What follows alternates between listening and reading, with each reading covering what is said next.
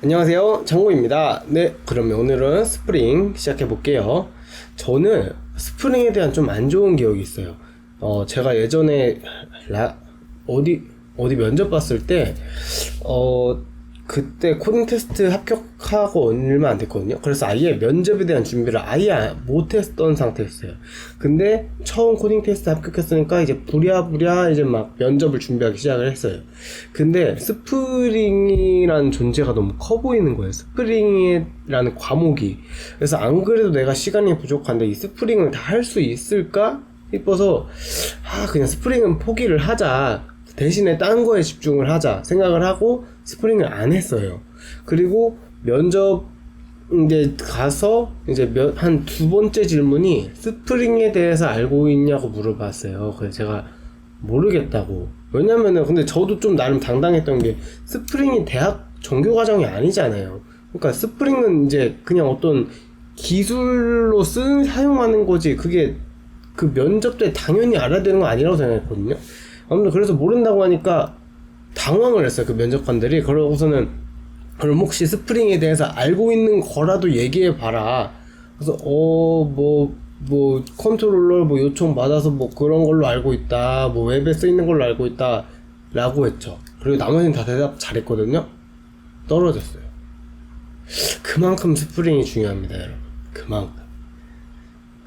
그래서 스프링 한번 시작해 볼게요.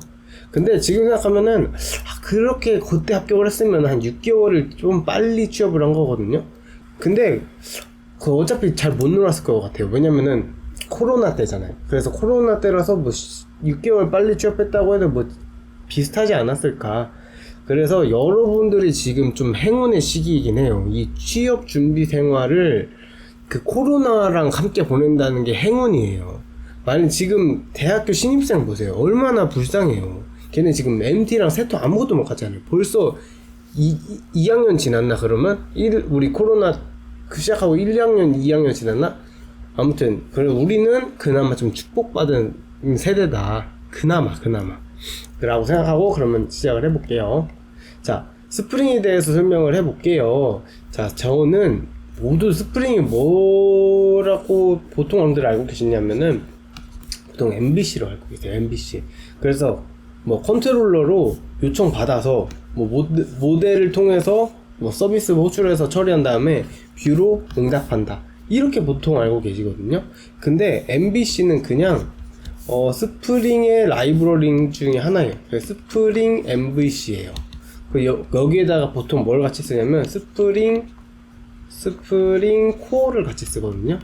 근데 지금 스프링이 뭐냐고 물어보는 거는 이 코어를 물어보는 거예요. 이 코어를. 그래서 오늘 이 스프링에 대해 뭔지 한번 쉽게 설명을 해볼게요. 자, 스프링은 객체를 관리할 수 있는 컨테이너를 제공하는 프레임워크예요. 자, 컨테이너를 제공해요. 자, 무슨 말이냐면은, 자, 예를 들어 볼게요. 우리가 A라는 클래스에서 가 있고 B라는 클래스가 있고 C라는 클래스가 있어요. 근데 여기서 각각 D라는 클래스의 인스턴스인 D를 사용을 해요. 그래서 여기 D를 사용하고 D를 사용하고 D를 사용해요. 이렇게 사용해야 된다고 가정을 해볼게요. 이 공통적으로 사용하는 객체가 있다고 써볼게요. 그러면 어떻게 해야 되냐면은 여기서 D를 새로 생성을 해야 돼요. 그 다음에 이 밑에 써야죠. 여기도 마찬가지로 D를 새로 생성을 한 다음에 얘를 써야죠. 이 B에서 A를 가져올 수 있는 방법이 없잖아요. 방법이. C도 마찬가지고 D는 새로 생성을 해서 써야죠. 이게 얼마나 비효율적이에요. 그럼 메모리에 지금 D가 몇 개 있는 거예요? D가 3개가 있는 거예요. 결국 같은 기능을 하는 앤데 3개가 있어요. 3개가. 이거를 막고자 이 하나를 이제 공통으로 사용하는 거는 같이 쓸 수 있게 이 컨테이너를 제공하는 게 스프링 코어예요. 그래서 객체를 관리할 수 있는 컨테이너를 제공하는 게 스프링이라는 기술의 출발이에요.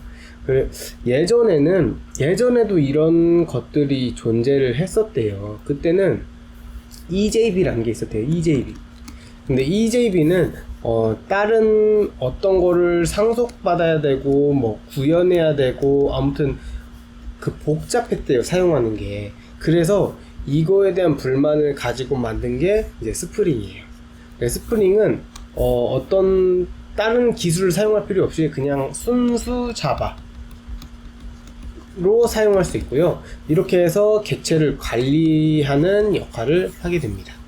네, 쉽죠? 그래서 정리하자면 객체를 관리할 수 있는 컨테이너예요. 그냥 공통적으로 사용하는 객체를 가져다 쓰고 반납하고 쓰고 반납하고 이런 컨테이너예요. 자, 그리고 오픈소스에 대한 얘기도 잠깐 할게요. 자, 지금 오픈소스라는 문화가 있어요. 오픈소스가 뭐냐면 그냥 소스를 다 오픈하는 거예요. 자, 내가 힘들게 개발한 프로그램을 왜 오픈을 해요? 미쳤다고 왜 오픈을 해요? 근데 이 오픈하자는 게 이 프로젝트의 이 의의예요. 그래서 내가 소스를 그냥 누구나 볼 수 있고 뭐 쉽게 접근할 수 있어요. 그리고 누구나 여기 기능을 추가할 수 있어요. 근데 여기에 심사 과정이 들어가겠죠. 그래서 뭐 통과될 수도 있고 안 통과될 수도 있고, 아무튼 이런 식으로 모두가 코드를 공유하고 오픈돼서 사용하는 게 오픈소스고요. 자바를 사용하는 곳에서 대표적인 오픈소스가 스프링이에요. 자, 그래서 정리를 하자면 만약에 스프링이 뭐냐고 물어보면 저는 자바의 오픈소스 애플리케이션 프레임워크 중에 하나로, 스프링의 기본 철학은 특정 기술에 종속되지 않고 객체를 관리할 수 있는 프레임워크를 제공하는 것입니다. 그래서 컨테이너로 자바 객체를 관리하면서 의존성주의과 제어의 역선을 통해 결합도를 낮추게 됩니다. 라고 말하겠습니다. 자, 의존성주의과 제어의 역전은 제가 계속해서 설명을 할게요. 자, 그럼 의존성 주입을 볼게요. 자, 의존성 주입은, 자, 이게 말이 정말 어려워요. 저도 이거 몇 번을 처음에 공부할 때 읽어봤는지 몰라요. 의존성 주입은 의존 관계를 자동으로 연결되는 거라고 하는데요. 자, A라는 클래스가 있어요. 그리고 B에서는 A를 가져다가 쓸 거예요. 그러면은 어떻게 해야 돼요? 원래는 A라는 객체를 여기에다가 만들어서 사용을 해야겠죠? 근데 스프링을 사용하면 어떻게 된다 했어요? 이 컨테이너에 A를 등록을 해가지고 B를 해서 컨테이너를 가져다 쓴다고 했죠? 자, 그러면은 결국에는 A라는 객체를 생성해서 컨테이너에 올려야 되는 과정이 필요하고, B라는 곳에서는 컨테이너에서 A를 가져오는 그 과정이 필요하잖아요. 이 과정들을 스프링에서 직접 해준다는 거예요. 그러니까 우리가 할 필요 없이. 자, 그러니까 이 B에서 A를 쓴다, B와에서 A를 쓴다, 이 의존 관계만 설정하면은 나머지는 스프링에서 자동으로 연결을 해준다. 이게 DI예요. 자, 그래서 D는 디펜던시는 어떤 걸 의존하다는 의미예요. 그래서 의존하다는 거, 그러니까 객체 지향에서 의존한다는 개념은 여기서 다른 걸 사용한다, A라는 것을 사용한다 라는 것이 의존한다는 개념이에요. 왜 이게 의존한다는 거냐면 A가 없다고 쳐봐요. 그럼 더 이상 B는 사용이 안 돼요. 그래서 의존한다는 개념을 사용하는 거예요. 네, 디펜던시 인젝션, 주입. 그래서 이것은 B는 A에 의존하니까 A를 주입해준다. 이게 DI예요. 네, 정리하자면은 DI가 뭐예요? 라고 면접관이 물어보면은 저는 DI는 디펜던시 인젝션의 약자로 의존성 주입을 의미합니다.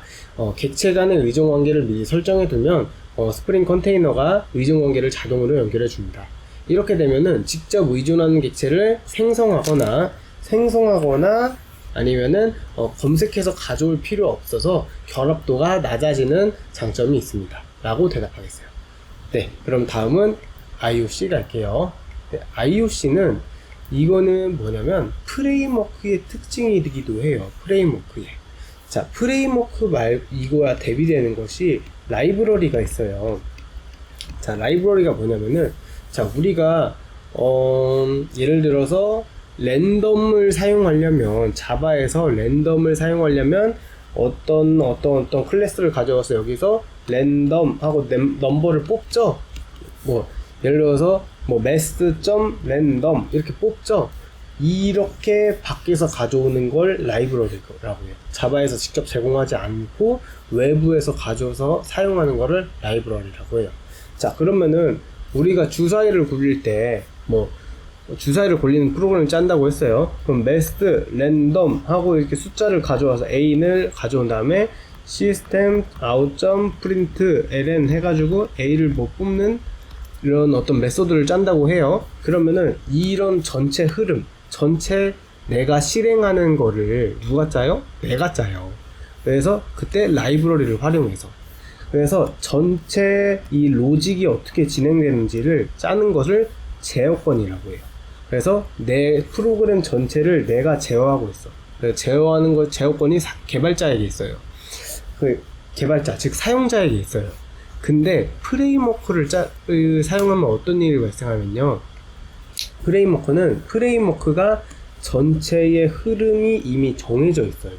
우리 그럼 사용자, 즉 개발자들은 이 중간중간에 비어있는 곳을 내용을 추가하는 것밖에 없어요. 여기를 내용을 추가하는 게 프레임워크예요.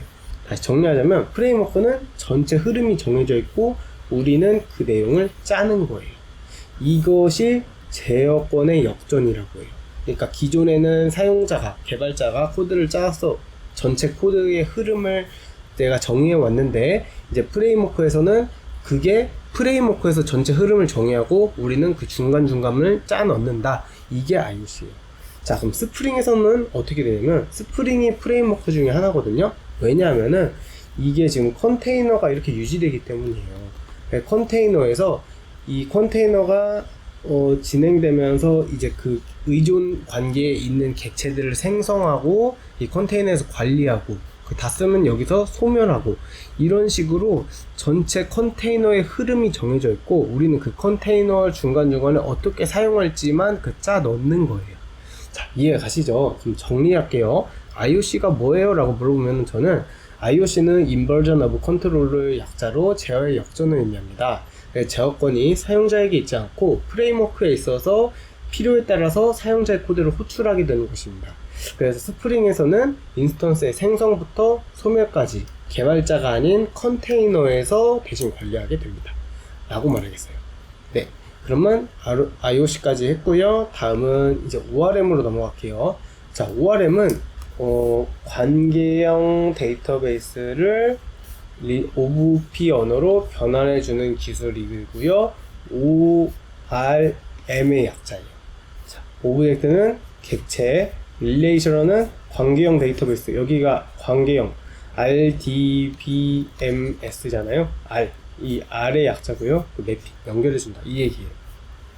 자, 또 무슨 얘기냐면은 우리가 데이터베이스에 고객이라는 테이블이 있다고 칠게요. 그래서 이름, 전화번호, 그리고 성별, 이런 것들이 있다고 칠게요. 그래서 이렇게 테이블이 이런 식으로 쭉 있겠죠. 쭉 관리가 되겠죠. 기존에는 이거를 쿼리를 통해서 데이터를 가져온 다음에 그 데이터를 관리를 하면서 어떻게 사용을 했었어요.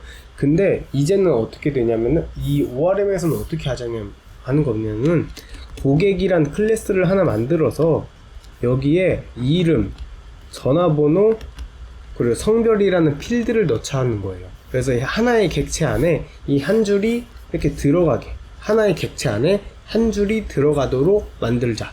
이렇게 객체와 테이블을 매핑시키자라는 게 ORM이에요.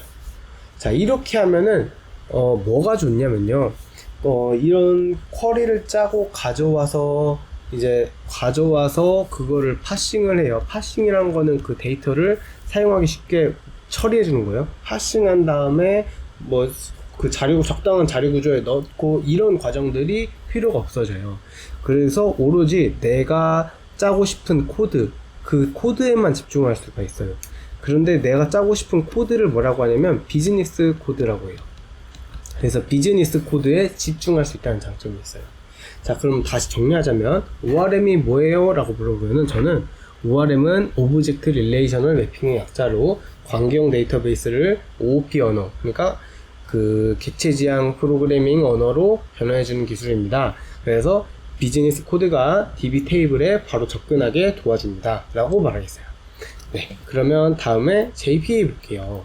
JPA는 뭐냐면, 자, 아까 말한 그 ORM 있죠. ORM을 활용하고 싶어요. 어떻게 활용해요? 뭐가 있어야 되잖아요.